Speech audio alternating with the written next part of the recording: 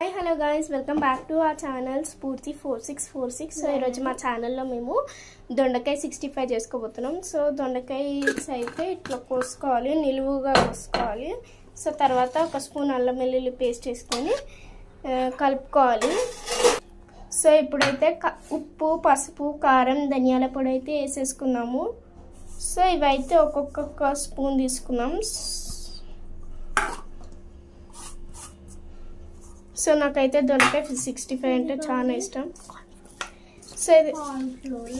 So ఇదైతే బియ్యం పిండి. సో బియ్యం పిండి అయితే వేసుకోవాలి ఒక స్పూను.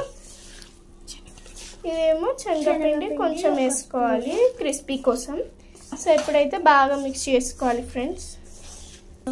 సో ఇప్పుడైతే మనమైతే ఆయిల్ అయితే పొయ్యిలో పెట్టుకోవాలి, ఆయిల్ పెట్టుకోవాలి ఫ్రెండ్స్. సో ఇవి బాగా క్రిస్పీగా రావాలి. ఇప్పుడైతే మాకైతే కారం అయితే కొంచెం తక్కువైంది. సో మేమైతే కొంచెం కారం వేసుకున్నాం. సో డీప్ ఫ్రైకి కావాల్సిన ఆయిల్ వేసుకోవాలి, 5 పావుల నూనె.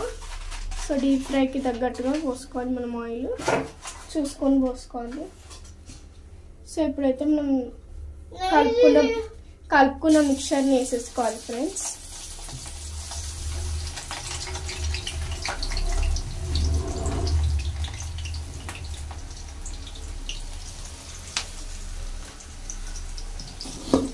సో ఇప్పుడైతే మనం కలుపుకున్న మిక్చర్ని ఇంకా ఆయిల్లో వేగిన తర్వాత మనము బాగా మంచిగా వేగాలి, క్రిస్పీగా అప్పుడే ఉంటుంది.